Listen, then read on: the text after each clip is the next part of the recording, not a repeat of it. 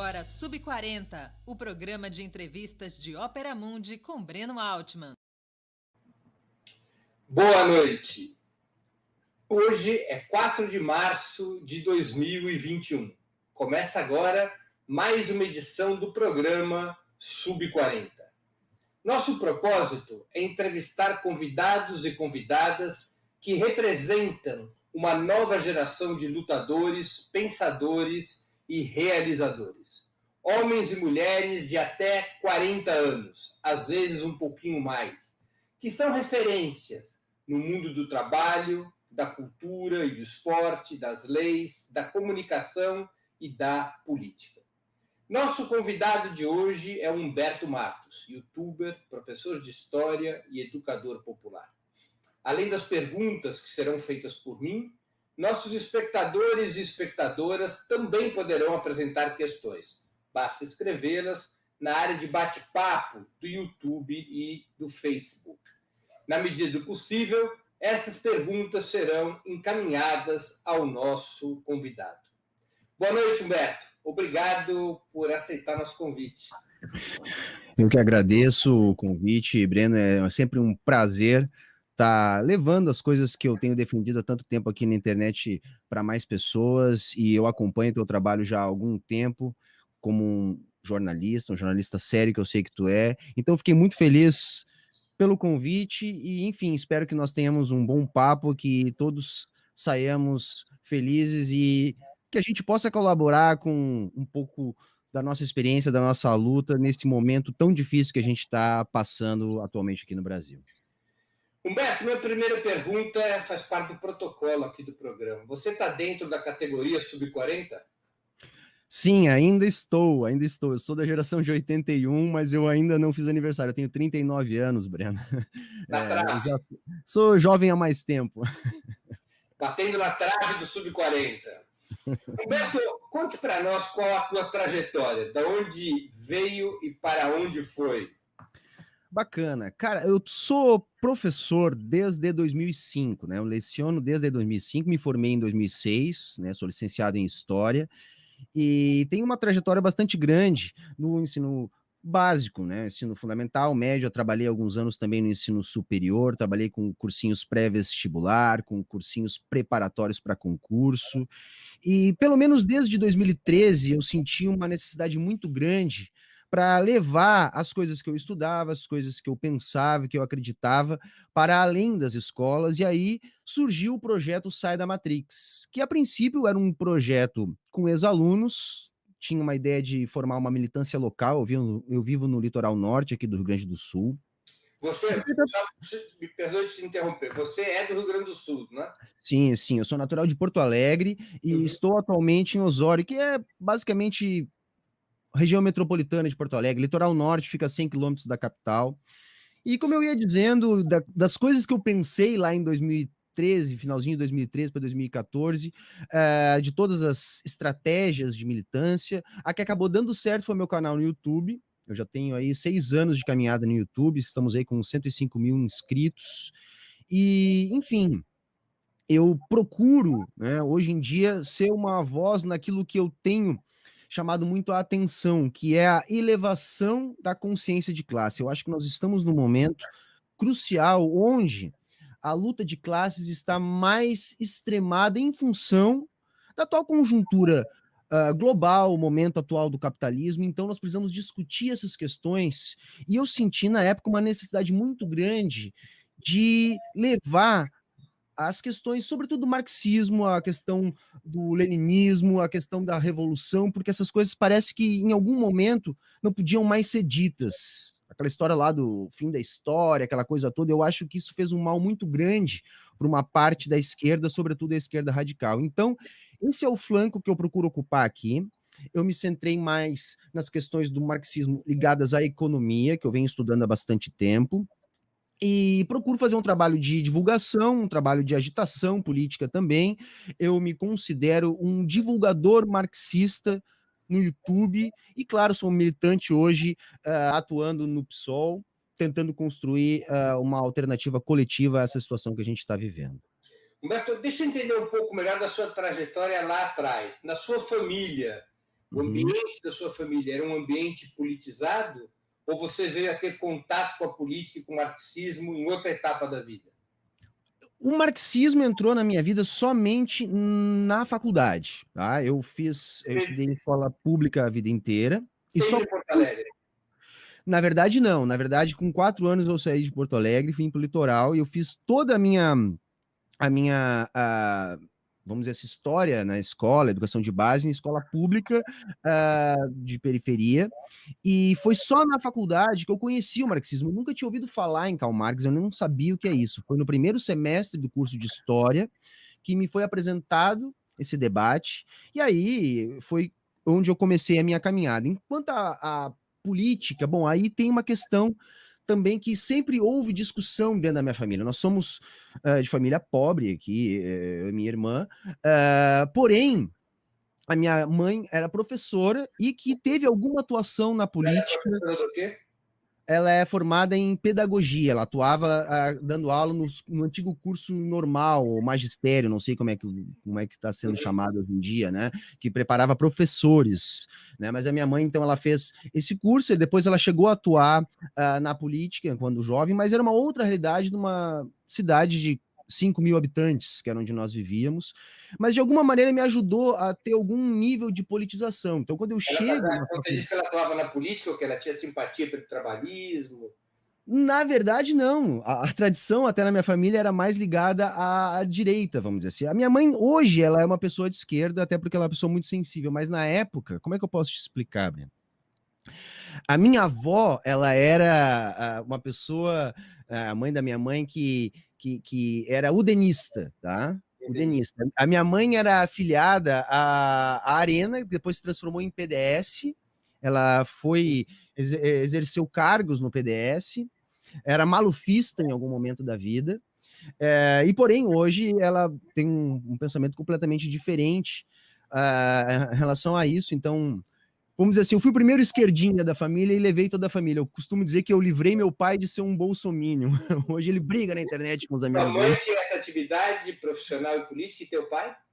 Meu pai era corretor de imóveis, né? Corretor de imóveis, hoje aposentado. E ele também tinha uma simpatia pela direita? Na verdade, era meio que um lugar comum, entende? Era meio que um lugar comum, assim. Eles não tinham muito essa ideia de o que era esquerda e direita, mas eram...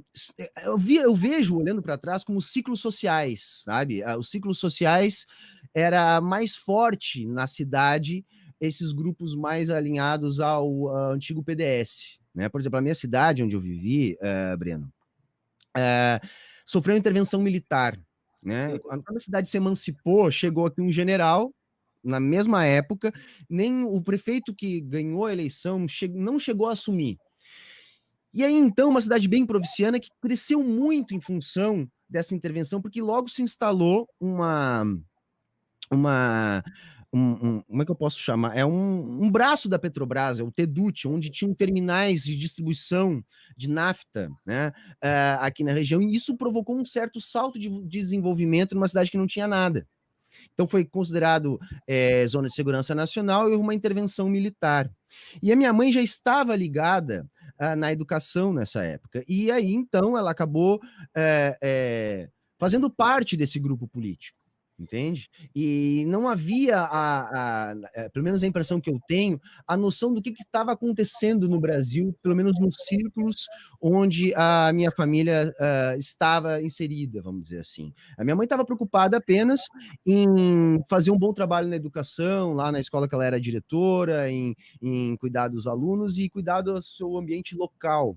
Né? Então as pessoas não demoraram muito a entender o que estava acontecendo no Brasil. Eu até, inclusive, na época da faculdade, eu fiz um trabalho sobre isso, por que é tão diferente a percepção dos anos de chumbo no litoral norte em relação ao que foi, por exemplo, em Porto Alegre. Né? Eu acho que tem muito a ver com esse pequeno surto local de desenvolvimento que a instalação do TEDUT provocou ali na região.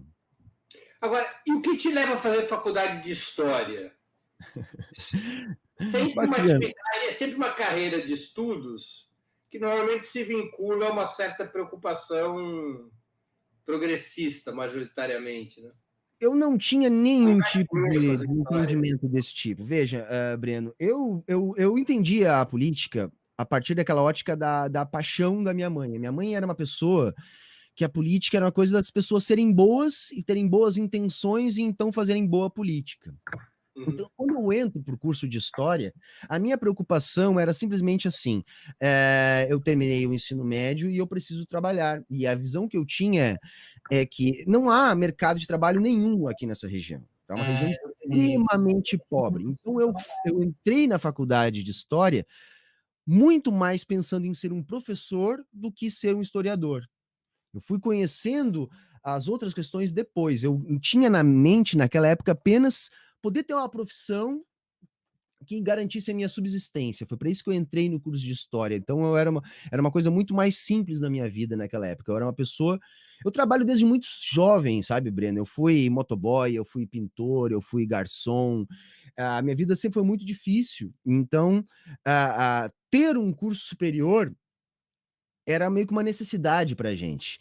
E o curso de licenciatura era o único que eu poderia pagar, né? Tipo, estudar, trabalhar de dia para estudar à noite, porque tinha na época 50% para as licenciaturas, e é assim que eu acabei no curso de História. Então, eu acho que a minha história é muito parecida com a história da maior parte dos brasileiros da minha classe social. A gente luta para se manter. E eu acabei descobrindo essa minha situação de classe trabalhadora, de classe proletarizada, no curso de História. E aí, claro, eu me engajei na militância a partir do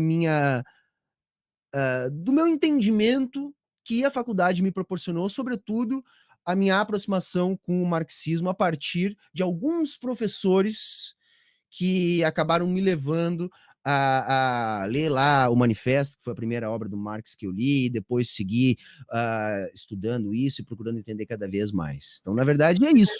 Você fez Eu faculdade nunca onde? contei essa história aqui na internet, viu, Breno? Eu tô aqui há 6 anos e olha, você tá tirando coisas aqui da minha vida que eu nunca falei lá no canal. Última coisa, você fez faculdade aonde?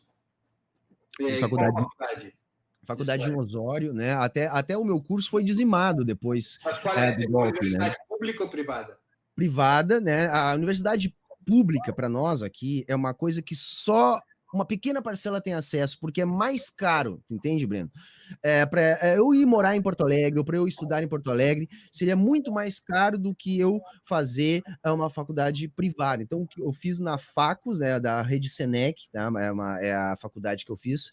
E hoje nem o curso mais existe, ele foi transformado em à distância. Então, nós tínhamos excelentes professores, eu tive muita sorte, porque eu dividi professores com professores que davam aula na FAPA, que tem um curso muito bom em Porto Alegre, professores que davam aula na URGS ou na escola do Colégio Militar de Porto Alegre, e esses professores todos foram saindo com o sucateamento da educação, sobretudo depois do golpe de 2016, e hoje o que estava se constituindo como um polo educacional aqui na região, na cidade onde eu estudei, em Osório, praticamente não existe mais nada, a faculdade está às moscas. Você foi beneficiado por algum programa tipo ProUni? Não, não cheguei a ser. O que nós tínhamos na época era eu não sei se isso, eu acredito que era algum incentivo federal, onde todas as licenciaturas tinham 50% de desconto. Então eu conseguia fazer, por exemplo, todas as disciplinas do meu curso, né, para conseguir me formar em 4 anos, pela metade do valor de qualquer curso dos outros mais baratos. Não estou nem comparando com os cursos mais caros. Então era a única chance que eu tinha realmente de poder estudar era através desse incentivo que o governo estava dando na E época. teu contato com as ideias de esquerda foi, você estava dizendo, através de professores. Então, você não teve militância estudantil. Não havia como, Breno, porque a faculdade que eu estudava, todo o curso de história era composto por 2 turmas. Nós éramos basicamente 40 ou 50 alunos no total do curso de história na faculdade. Não havia um departamento de humanas, não havia um DCE, uma faculdade muito pequena. E quando eu falo em professores, nós dividimos professores com vários cursos, por causa de ser uma faculdade pequena.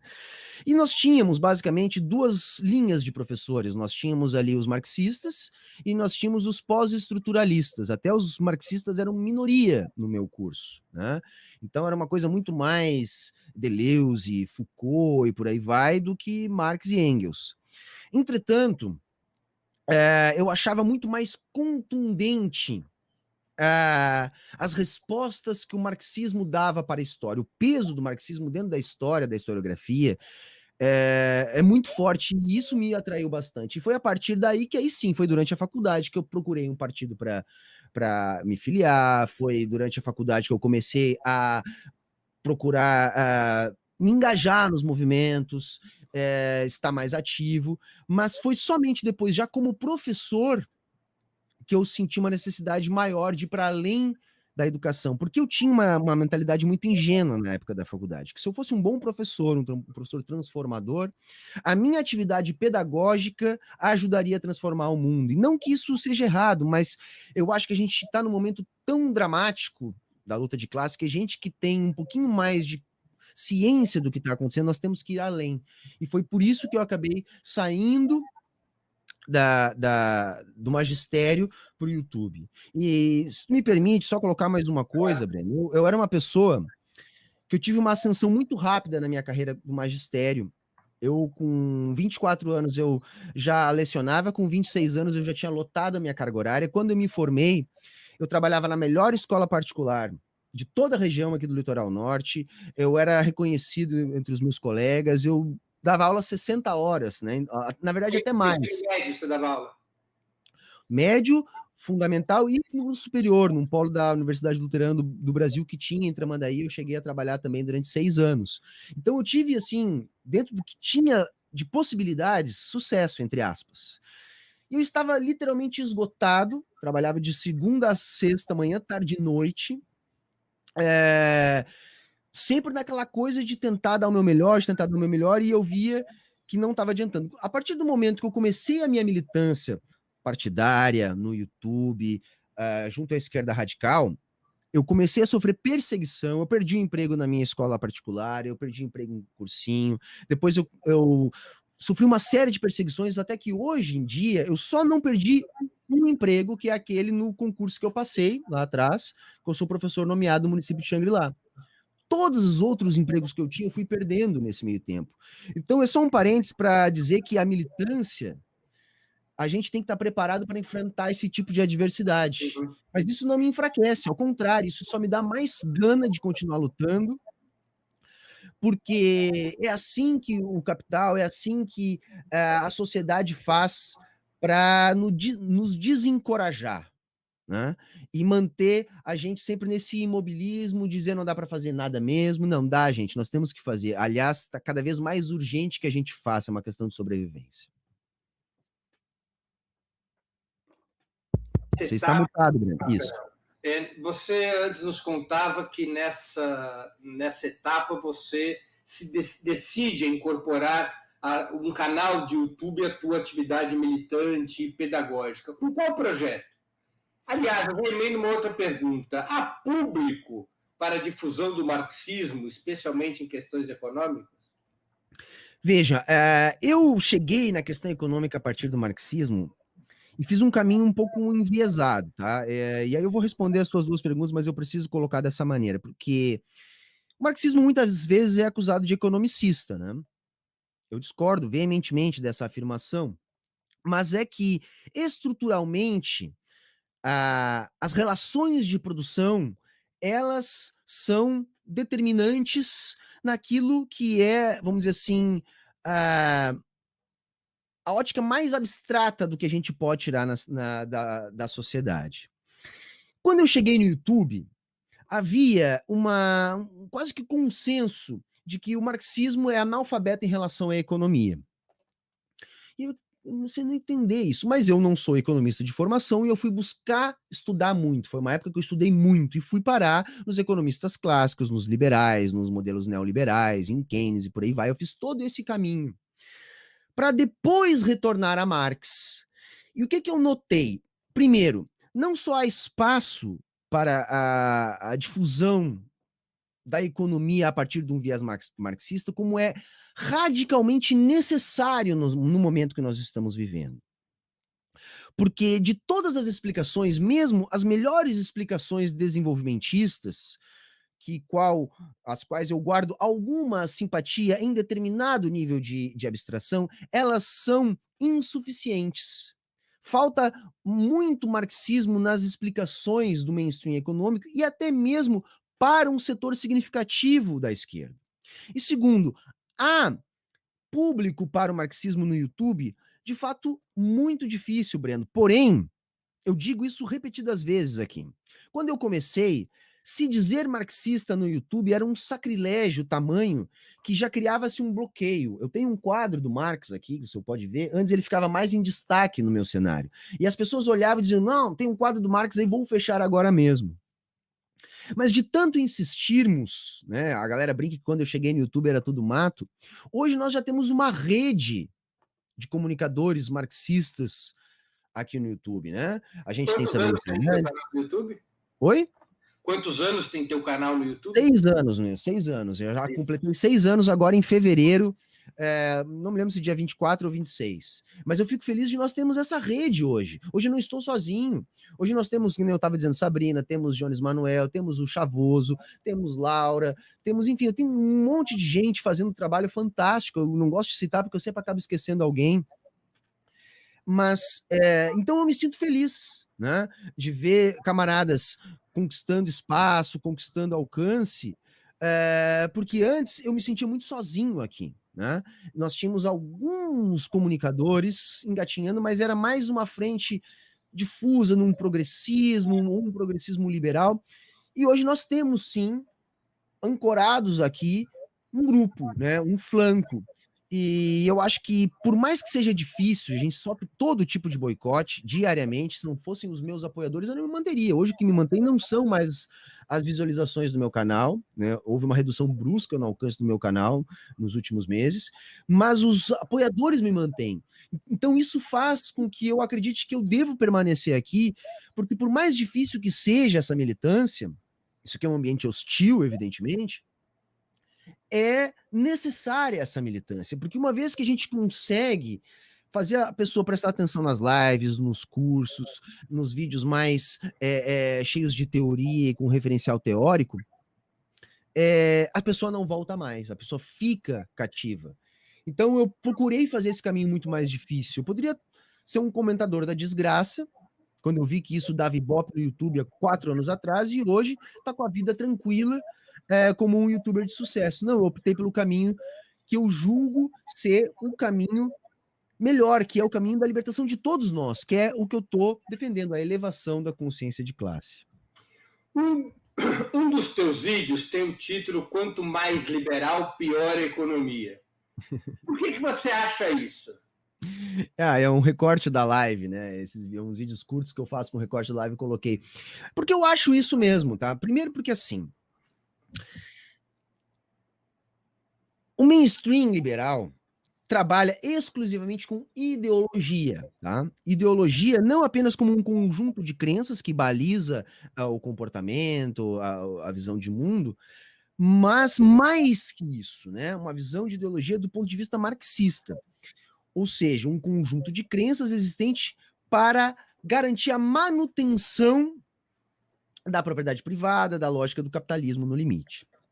Então, tudo que os liberais defendem, quando eles vão dizer a respeito do desenvolvimento econômico, da história do desenvolvimento econômico dos países, das fórmulas para o desenvolvimento, é rigorosamente falso. Rigorosamente falso. Eles partem de princípios que a realidade contradiz. Por exemplo, aquela ideia ainda ricardiana de que a flexibilização dos fluxos vai equalizar os rendimentos. Eles repetem isso como mantra. Entretanto, isso não é verificado em nenhum momento da história do desenvolvimento dos países. Eles dizem que quanto menos intervenção estatal na economia, melhor. Entretanto, todos os países capitalistas que se desenvolveram foi com o Estado promovendo o desenvolvimento. Então, rigorosamente, o que eu penso, não há livre mercado em abstrato, mas todas as medidas liberalizantes defendidas pelos defensores desse livre mercado, elas são nocivas à economia. Tem um texto muito bom que eu utilizo, que até é de um desenvolvimentista, do professor Eric Reiner, que diz o seguinte: os países que se desenvolveram economicamente estão tratando de promover o esquecimento da fórmula do desenvolvimento. Por quê? Porque essa ideia de liberalização dos fluxos, ou seja, mais livre mercado, só é bom para países já desenvolvidos. Então, por isso que os países ricos podem vender essa ideologia ruim para países economicamente dependentes como o Brasil. Porque quanto mais flexibilização de fluxos nós tivermos, mais desregulamentação da economia, mais transferência estrutural do capital para os capitais mais produtivos. Eu estou aqui propositalmente usando uma linguagem marxista, mas apertando a tecla SAP. Mais a nossa riqueza vai parar nos países ricos e mais nós somos condenados a essa situação permanente de pobreza que nós vivemos no Brasil. Você faz uma associação entre liberalismo, neoliberalismo e neocolonialismo. Com certeza, vejam, o neoliberalismo é uma nova forma de colonialismo. O colonialismo ele é substituído pelo imperialismo e o neoliberalismo é o estágio superior do imperialismo. Né? Então é um momento onde a financiarização escraviza países a fim de manter esses países sob uma constante chantagem. Que chantagem é essa?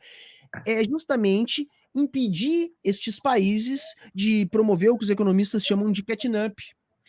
Eu tenho defendido, Breno, que todos, 100% dos países que se desenvolveram depois da primeira geração de países capitalistas ricos, ou fizeram ou via revolução, ou com a chancela dos países ricos em função de algum motivo geopolítico que tornou interessante tal desenvolvimento. Por exemplo, a Coreia do Sul, por exemplo. Como a Coreia do Sul, por exemplo. Claro que é uma simplificação a gente dizer que foi apenas porque os Estados Unidos deixou a Coreia se desenvolver. Isso é uma simplificação. Entretanto, isso também existiu.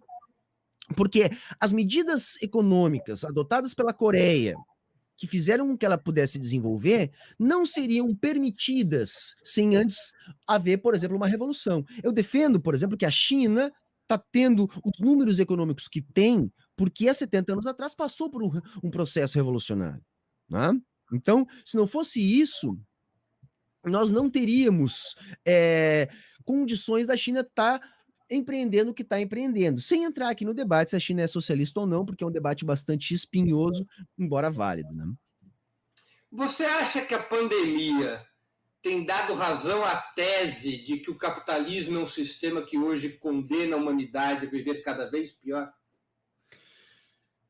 Eu acho que a pandemia escancara os limites do capitalismo. Tem escancarado, sobretudo, o que está acontecendo no Brasil. Né? Não é só no Brasil, mas eu gosto de focar aqui para a nossa realidade. Porque o capitalismo é vendido como um sistema muito eficiente. Né? Os defensores do capitalismo, eles têm isso na ponta da língua, a eficiência do capitalismo. E eu digo que não, rigorosamente o contrário. O capitalismo ele não é eficiente. O capitalismo ele produz formas de atingir o lucro, a reprodução do capital. O capital é muito bom em se reproduzir, mas a reprodução do capital não é necessariamente a eficiência, e a pandemia está mostrando isso para a gente, está escancarando isso. Porque vejam, nós não estamos mobilizando recursos da maneira ideal para a superação da pandemia por causa dos entraves do capitalismo. Se nós não tivéssemos os entraves do capitalismo, nós poderíamos estar mostrando formas muito mais eficientes de lidar com a pandemia. E isso é concretamente visto quando nós olhamos as experiências nos países de transição socialista. A gente olha, por exemplo, o Vietnã, a gente olha para Cuba. Países que têm restrições materiais graves, Cuba ainda com um embargo terrível, que nós sabemos, e, entretanto, esses países estão produzindo resultados bastante mais satisfatórios que todos os países, mesmo os da centralidade do capitalismo, que, teoricamente, teriam bastante mais recursos para fazer isso. Então, acho que sim, acho que a pandemia escancara os limites do capitalismo, e como eu tenho dito lá no canal, nós, esquerda radical revolucionária, temos que utilizar este momento pedagogicamente, como diria Lenin, aproveitar os antagonismos no seio da burguesia para elevar a consciência de classe, que é o primeiro passo para qualquer processo revolucionário, que é o que a gente almeja lá no longo prazo. Uma uma pergunta de uma espectadora nossa, da Estela Bettini, que é membro do canal do Opera Mundi no YouTube. Por que a docência o provocou mais do que quando foi aluno na sua formação? Excelente pergunta, excelente pergunta. Eu tive realidades muito distintas na minha experiência como docente logo no início da minha carreira. Eu dava aulas, por exemplo, numa das escolas que atende uma das populações mais pobres do litoral norte. Aquelas crianças que iam para a escola para comer, onde faltava tudo. Situações assim, a gente sabe que aqui no Rio Grande do Sul, Breno, faz frio no inverno. De nós temos que fazer campanha para as crianças terem um casaco no inverno.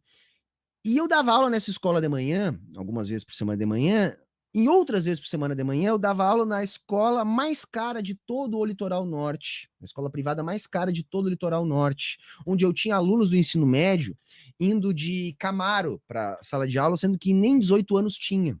Eu tinha alunos no ensino médio que não viam os pais, porque estavam em São Paulo, Rio de Janeiro, donos de construtora, coisa por aí, e deixavam o filho andando com um taxista particular. Então eu tinha essas realidades muito opostas, escancaradas no meu dia a dia. E eu via a brutalidade da disparidade de oportunidades que essa desigualdade produzia na vida daquelas crianças. Eu entendi de maneira muito clara, muito direta, a partir dessa realidade, que isso não pode ser razoável. Que não é apenas a gente fazendo pequenas coisas no nosso microcosmos, isso também é importante, mas a gente precisa de algumas pessoas que tenham coragem de ir além, de transformar a realidade com mais força, com mais intensidade. Porque quando eu vi uma criança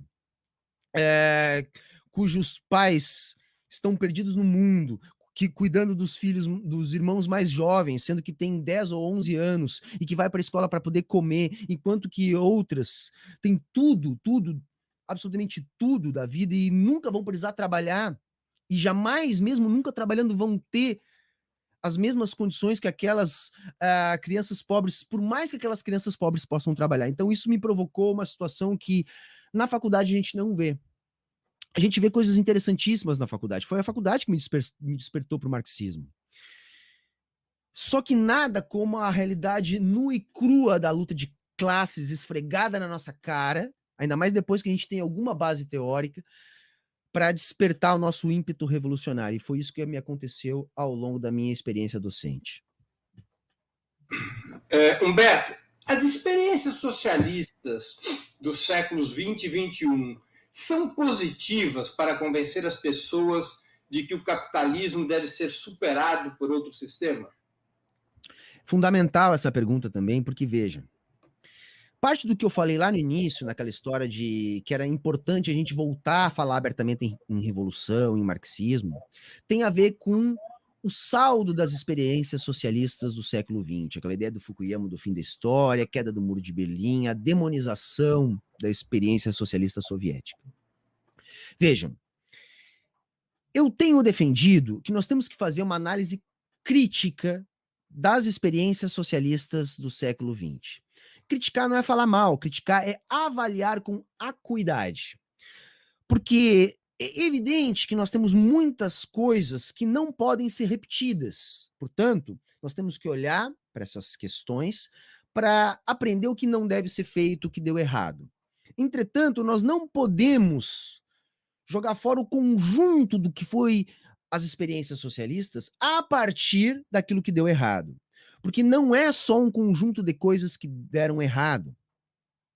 Então, quando a gente tem que fazer uma análise do que aconteceu nas experiências socialistas, a gente tem que primeiro entender a luta de classes, a gente não pode cair no anacronismo, a gente não pode cair no anticomunismo, porque a maior parte dessas narrativas, elas atendem, no limite, ao anticomunismo.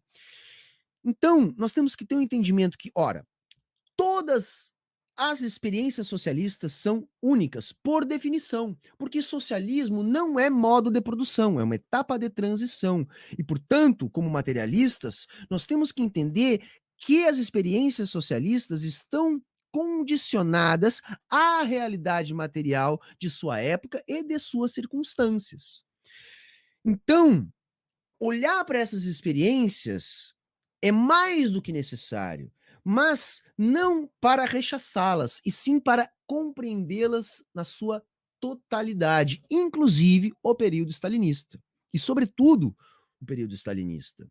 Porque muito do que se demoniza hoje é porque parte da esquerda, em vez de fazer a separação do joio do trigo para fazer a análise crítica desse período, simplesmente compra o caminho mais fácil, que é de fazer coro com a reação e aí cair no anticomunismo, porque é mais fácil fazer esse coro do que fazer uma discussão crítica de um tema espinhoso que a esquerda precisa enfrentar. Então, a gente tem sim que utilizar as experiências socialistas, mas deixar de achar que a classe trabalhadora não tem capacidade de entender. Nós temos que fazer as mediações para elevar o nível de consciência.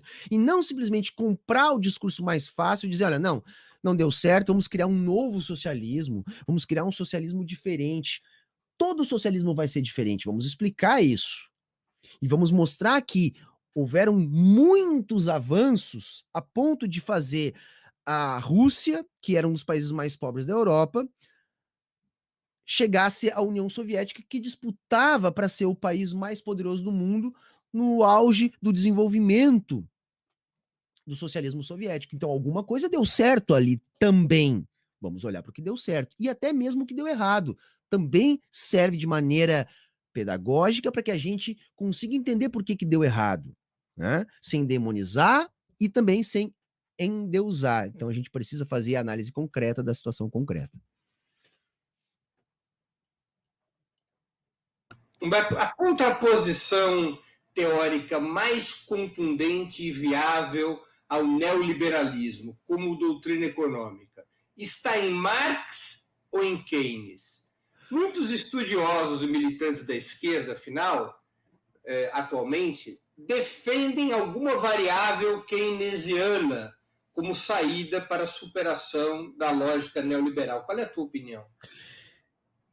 Eu vou ter que falar algumas coisas da economia agora, porque a tua pergunta é bastante provocativa, tá? E eu sou um tipo de marxista que acha que os melhores keynesianos, keynesianismo é um balaio de gato que cabe muita gente, tá? Tem keynesianismo de esquerda, keynesianismo de direita, mas vamos falar dos keynesianos mais à esquerda, tá? Eu acho que produzem coisas muito boas. Eu acabei de citar um há pouco tempo aqui, o professor Eric Heiner. Só que vejam, eu acredito que eles trabalham num nível de abstração que é o nível da produção, circulação e consumo de bens, mercadorias e serviços.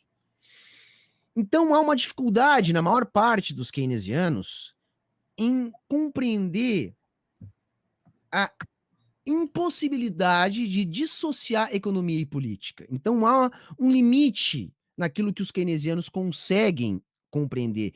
Quando eles estão falando no nível de abstração da produção, circulação e consumo de bens, mercadorias e serviços, os melhores keynesianos são bons, mas eles não vão além disso.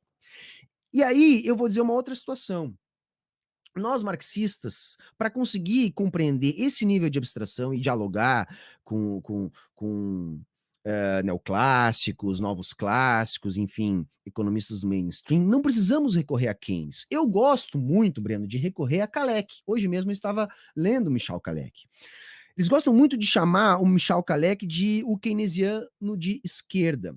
Só que as pessoas têm que entender que, embora Kalec tenha chegado a conclusões muito parecidas com as conclusões que Keynes chegou, Kalec chegou nessas conclusões, primeiro, antes de Keynes. A primeira obra que Kalec vai abordar as questões da demanda efetiva é anterior à teoria geral e anterior, inclusive, agora me fugiu o nome do primeiro texto que o Keynes apresenta as suas bases. E outra, Kalec não parte, né, de marginalistas, de teóricos liberais. Kalec parte de Tugan Baranovsky e de Rosa Luxemburgo. Então ele tem uma raiz marxista. Então o que o Kalec fez para mim, que eu acho fantástico, ele consegue trabalhar com aquele nível de econometria, naquele nível de abstração da circulação, numa linguagem em que os economistas liberais compreendem, sem fazer a desvinculação que os keynesianos acabam fazendo da política. Então, acho que nós, marxistas, temos que recuperar o caléque marxista. Há um ranço, Breno, não quero me alongar muito, mas há um ranço em alguns marxistas que engessam o marxismo. E eu chamo esse marxismo de marxismo dogmático, que no limite é um marxismo estéril, idealista, que tira o que há de melhor no Capital, que é o método. Então, ao negar alguns preceitos, esses marxistas engessam tanto o marxismo que esse marxismo que esses caras acabam defendendo faz com que esse marxismo não seja capaz de interpretar a realidade, que é justamente aquilo que o marxismo tem de melhor. Então, essas pessoas, por exemplo, dizem que Kaleck não é marxista, né? E eu acho que por isso que também a gente tem que disputar essas questões. Então, eu agradeço muito pela pergunta, porque eu acho que me dá a oportunidade de dizer, não é que nós precisamos de Keynes, não. Isso é um outro nível de abstração, e nós, marxistas, podemos fazer o diálogo nesses termos, utilizando uma lógica muito mais envolvida de política a partir de Kaleck, por exemplo. Não só Kaleck, estou dando aqui um exemplo de um economista que é relativamente conhecido aqui no Brasil, inclusive a partir dos estruturalistas. Indo um pouco para a política, Humberto, você disse em um vídeo seu que não há contradição entre militarismo e neoliberalismo. Por quê? Também, porque eu acredito rigorosamente nisso. Veja, eu como marxista, eu entendo que o Estado ele é um instrumento da classe dominante. E a classe dominante no capitalismo é uma classe capitalista. Os militares, eles têm, ao longo da história, um papel bastante definido. Eles são o braço armado do Estado. Ora, se o Estado é o defensor dos interesses da classe dominante, os militares são defensores dos interesses da classe dominante. É evidente que isso não acontece de maneira direta, existem mediações, a classe dominante tem as suas fissuras, existem as contradições entre os diferentes grupos da classe dominante, mas a rigor é isso. E isso, em teoria, mas a prática nos mostra isso contundentemente. O primeiro grande laboratório neoliberal do mundo foi o Chile de Pinochet. Hoje, o nosso governo é essencialmente um governo militar. Nem na ditadura nós tivemos tantos militares no governo como nós temos hoje. E, entretanto, o que nós temos diuturnamente são políticas neoliberais sendo defendidas. A gente tem o cúmulo do Paulo Guedes dizendo que está faltando liberalismo para a economia decolar, sendo que nós tivemos reforma da Previdência, reforma trabalhista, está sendo aprovado todas as reformas em relação ao Banco Central, tivemos lei do teto de gastos, enfim, tudo que a agenda neoliberal prega está sendo rigorosamente feito, mais aceleradamente depois do golpe de 2016, entretanto a economia está cada vez pior, e tudo isso, Breno, está sendo chancelado pelos militares. Se hoje o STF está emparedado, se hoje a gente tem Ministério Público emparedado, se a gente tem Polícia Federal nessa situação, onde sequer se consegue avançar nas investigações dos crimes escancarados da família Bolsonaro, é porque quem está chancelando tudo isso são militares. Então eu estou absolutamente convencido de que, primeiro, o neoliberalismo é um momento estrutural do capitalismo. E se no capitalismo o Estado defende os interesses da classe capitalista, os militares continuam fazendo o que sempre fizeram, defendendo os interesses da classe dominante. Então, eles defendem o neoliberalismo. Você disse também em um dos seus vídeos que Bolsonaro tem uma forma fascista de fazer política. O que isso significa? Perfeito, porque eu vejo, as pessoas gostam de definir o fascismo a partir de um conjunto de características de livro didático, vai. Totalitarismo, combate ao inimigo, a ausência de democracia. Ok, isso também. Mas como marxista, repito, reitero, nós temos que ver a questão estrutural. E eu entendo o fascismo como um movimento estrutural do capital. Todas as vezes que o capitalismo está em momento de crise aguda, prolongada, o fascismo tem um potencial muito grande de retornar. Porque vejam, as tais instituições liberal, democrático, burguesas, elas são fruto de um momento onde a burguesia era a classe revolucionária, o momento das revoluções liberais burguesas. E era necessário criar essas instituições para fazer as mediações a fim de contar com o apoio popular no momento em que a burguesia era a classe revolucionária. Acontece que depois de estabelecidas as democracias liberais burguesas, essas mediações, elas, em determinados momentos, atrapalham a reprodução do capital, porque elas dão poder de barganha à classe trabalhadora, que pode se organizar e lutar por direitos, como é historicamente. O Bolsonaro, portanto, ele não é algo aleatório que surgiu no nosso país. Ele é produto de uma crise estrutural prolongada do capitalismo, onde foi necessário aumentar a transferência estrutural da riqueza do Brasil para a centralidade e, portanto, foi necessário desconstituir o projeto lulopetista. O projeto lulopetista, embora não fosse um projeto revolucionário, era um projeto que tinha limitações em relação àquilo que o capital queria. Por quê? Porque tinha uma raiz popular, porque tem até hoje uma base de apoio na classe trabalhadora, vinha formando um alinhamento internacional com o BRICS, era credor em moeda, mas construiu isso naquela época estrangeira, enfim, o Brasil estava se alinhando a algo que não poderia num momento estrutural do capitalismo, onde era necessário que o Brasil desse mais.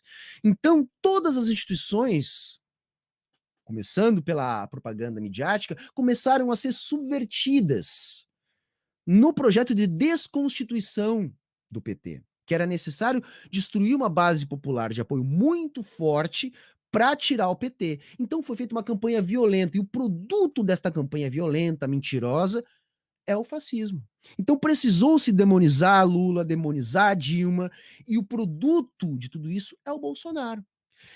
Sendo o produto de tudo isso, o Bolsonaro, ele não joga com as tradicionais mediações do Estado liberal burguês. Ele joga com as mediações do Estado liberal burguês quando está no momento de ascensão do fascismo. Então é por isso que ele tem essa truculência, por isso que ele tem essa forma de dialogar com o Congresso, por isso essa forma militarista, por isso essa forma que a gente encontra de combate ao inimigo. Se a gente olha para as características lá de livro didático que eu disse, a gente encontra tudo no governo Bolsonaro. Mas principalmente a razão estrutural de ser do Bolsonaro é que faz dele um fascista. Quando a gente vê as declarações de cunho fascista dele, isso é a parte visível, mas a estrutura está na crise prolongada do capital e a necessidade de acentuar a transferência da nossa riqueza para a centralidade, que se traduz na perda de direitos trabalhistas, no aumento do desemprego, na reprimarização da economia e tudo mais que a gente está assistindo.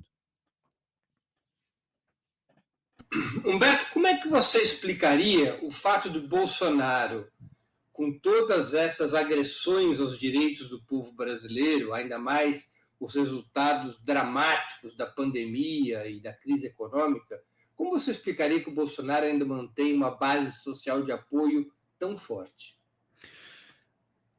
Primeiro que, assim, eles conseguiram fazer uma rede própria de disseminação de informações muito eficiente. Né? O exército de bots, ciborgues, fake news, páginas, blogs, canais de YouTube, tudo potencializado por esses exércitos de bots e ciborgues que aumentam o engajamento dessas redes, produziu um sistema que se retroalimenta. Furar esta bolha é muito difícil.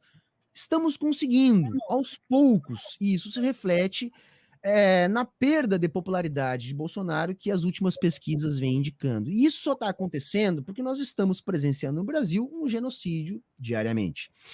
Mas é lógico que quando a gente olha a situação do Brasil, era necessário que Bolsonaro estivesse ainda mais desconstituído. Então, eu penso que somente esta rede que se retroalimenta de informações não é suficiente. Eu acredito que, para além disso, tem um componente central, que é a grande mídia de massa. A grande mídia de massa poderia estar colaborando para uma desconstituição mais acelerada da base de apoio do Bolsonaro. Não o faz porque não é interessante. O que se faz de crítica a Bolsonaro, eu acho extremamente leve diante do que a gente está vivendo. As declarações de Bolsonaro criminosas são diárias. As ações criminosas de Bolsonaro e de sua família são diárias. Só que o que acontece? O projeto de defesa dos interesses do capital segue sendo tocado. Enquanto isso seguir sendo tocado, a mídia de massa não vai bater em Bolsonaro com a força que deveria. E por que que a mídia atende? Eu repito isso, mas é necessário a gente dizer. Os interesses do capital. A nossa mídia de massa tem uma estrutura muito peculiar. O Brasil é um país continental que tem uma mídia de massa extremamente concentrada, correto? De modo que esta mídia é muito cara. E nós não tendo uma burguesia nacional capaz de bancar esta mídia é quase que exclusivamente bancada por multinacionais, bancos, grandes conglomerados, que lucram com esta política de desmanche. E aí, é claro, minha gente, quem paga a banda escolhe a música. Então, enquanto a política de desmonte do Estado Nacional, de flexibilização de direitos trabalhistas e etc., continuar sendo tocada por Bolsonaro, a mídia não vai fazer o esforço necessário para romper com essa bolha bolsonarista de maneira definitiva, para que a gente possa colocar um fim nesse genocídio diário que a nossa população está vivendo. Então, resumindo, Breno, Bolsonaro ainda tem esse apoio porque ele apenas está cometendo um genocídio. Ele não cometeu, por exemplo, pedaladas fiscais. Se ele tivesse cometido pedaladas fiscais, talvez a mídia estivesse fazendo mais força para derrubá-lo. Agora não, a mídia está apenas sangrando ele devagarinho, porque ela ainda acredita, porque sempre que ela sangra ele, ela sangra o PT junto. Ela sempre faz questão de lembrar que o PT é malvado, porque ela acredita que vai ter uma eleição possível deles colocarem um representante mais direto seu. Globo e companhia militada não tem problema nenhum com o Bolsonaro. Tem problema com não estar participando mais diretamente da esfera do poder, as verbas publicitárias, a indicação de ministros, de cargos. Se isso estivesse acontecendo, eles não teriam problema nenhum. Então, o que eles querem não é uma mudança do que está acontecendo no Brasil. Eles querem apenas um representante seu mais legítimo, mais direto. Correto? Então, para mim, o que está faltando ainda é isso.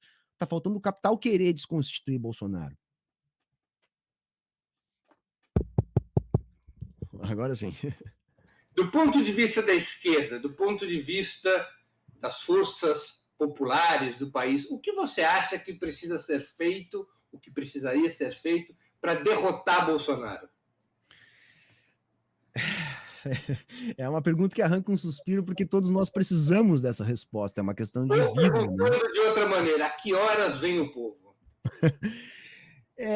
Eu tenho dito que vai chegar um momento que vai ser inevitável que a realidade que entra pela porta, pela janela, faça o povo entender que aquilo que ele está recebendo no WhatsApp não é verdade. Nós temos uma questão dessa calamidade da pandemia que impede que a gente possa fazer maiores chamamentos de organização popular para tomar as ruas. E eu tô louco para poder fazer isso, né? Eu acho que tudo bem, o pessoal fazendo passeata de bicicleta, fazendo carreata, mas não é a mesma coisa que o povo organizado na rua, que a classe trabalhadora organizada na rua. Eu acho que o que a gente tem que fazer agora é canalizar a indignação. Eu tenho visto um aumento bastante grande da indignação nos últimos dias em função do esgotamento que nós estamos vivendo, nesse momento de mortes avassaladoras. O ódio é algo que nós temos que aprender a utilizá-lo. Nós temos que canalizar esse ódio para a organização. Então eu tenho repetido, procure qualquer tipo de organização coletiva, porque sozinho nós não vamos conseguir.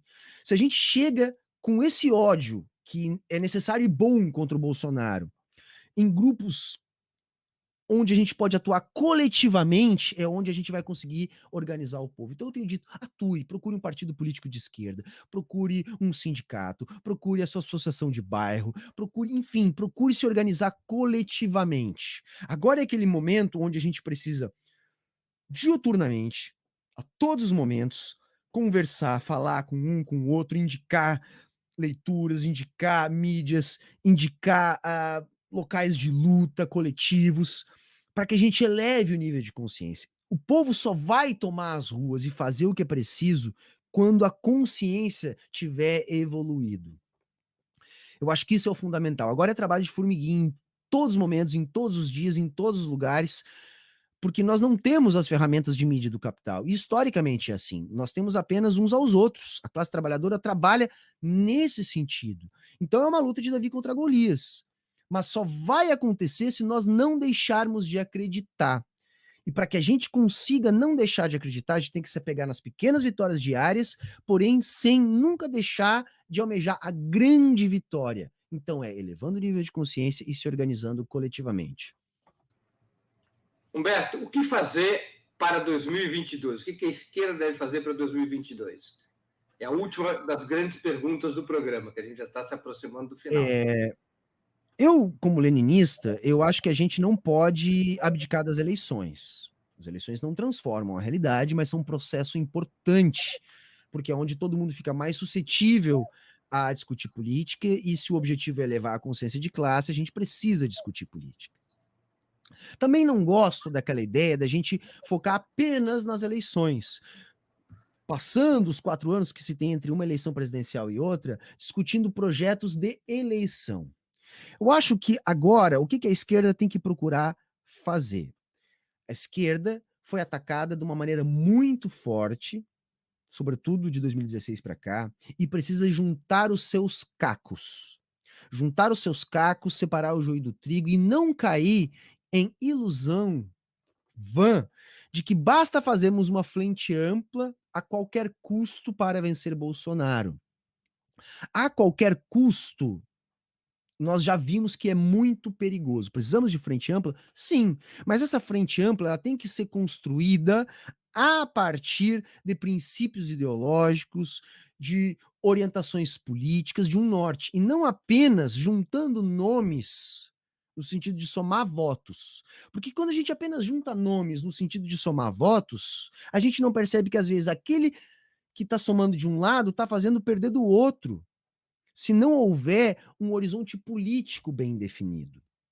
Então, eu acho que agora os principais líderes políticos da esquerda têm que cada um ocupar o seu espaço. Mas quando eu digo líderes políticos da esquerda ocupar o seu espaço, eu estou falando, primeiro, líderes políticos de esquerda mesmo, não aqueles que tentam, vez ou outra, cooptar parte da esquerda como base de um projeto pessoal de poder. E ocupar o seu espaço significa entender a dimensão que se tem dentro da militância. Vamos pegar exemplos concretos. O Lula. O Lula é a maior liderança do PT. Então não adianta, às vezes eu vejo até alguns marxistas dizendo, olha, temos que superar o Lula. Não é uma questão de superar o Lula. Não tem como a gente simplesmente inventar do dia para a noite um outro líder com a envergadura e com a história do Lula. Para que haja uma superação do Lula, e eu também acho que deva acontecer isso, nós temos que fazer com que isso aconteça na realidade concreta das coisas. Só que enquanto isso não é produzido, enquanto nós não temos uma nova geração, nós temos que fazer com que o Lula ocupe o seu espaço de liderança.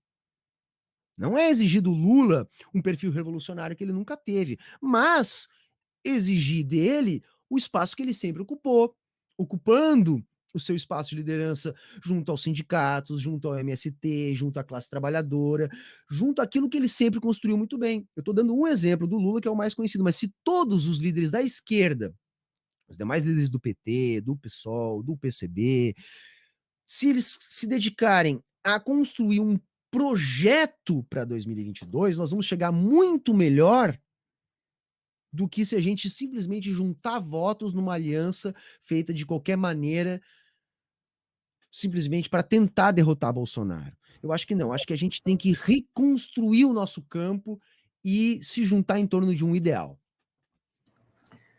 Humberto, nossas perguntas ping-pong agora, bem rapidinho. Prato preferido? Esse prato sempre acaba comigo, porque eu sou gaúcho, eu gosto do meu prato preferido é churrasco, tá? Os veganos que me perdoem, mas é da minha criação, da minha cultura, ainda não consegui mudar isso. Time de futebol? Sou gremista por influência do meu pai. Livro inesquecível? O divisor de águas da minha vida, o Manifesto do Partido Comunista, né? Música preferida? Puxa, muito difícil, porque eu adoro música, sou meio metido a músico. Dizer uma música, Breno, não me ocorre nada agora aqui. Então vamos falar uma que tem a ver com o nosso momento. Vou falar Vai Passar, do Chico Buarque, né? Porque tem que passar esse nosso momento. Filme marcante? Filme marcante, Revolução, né? Que conta a história da Revolução Cubana. Ídolo político? Também muito difícil, mas já que eu vou falar aqui de revolução, estou falando nessa linha, e vamos falar do Che Guevara, que é certo líder da toda a América Latina. Evento histórico do qual gostaria de ter participado? Eu iria citar a Revolução Cubana para seguir no ritmo, mas vou citar um aqui da minha região. Eu gostaria muito de ter participado de um dos momentos mais lindos da história do Rio Grande do Sul, que foi a campanha da legalidade lá em 61. Humberto, eu queria agradecer muito a tua participação nessa entrevista, ter aceito o nosso convite. Eu tenho certeza que nossos espectadores e espectadoras aproveitaram muito essa nossa conversa, rica de informações, rica de opiniões sobre a teoria, sobre a vida política do país. Muito obrigado. Eu que agradeço, Breno. Foi um enorme prazer te conhecer. Como eu disse, eu acompanho o teu trabalho há muito tempo e sei da importância do trabalho do Opera Mundi.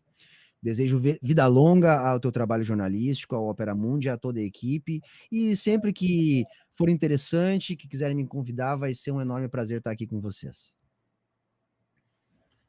Encerramos assim mais uma edição do programa Sub-40.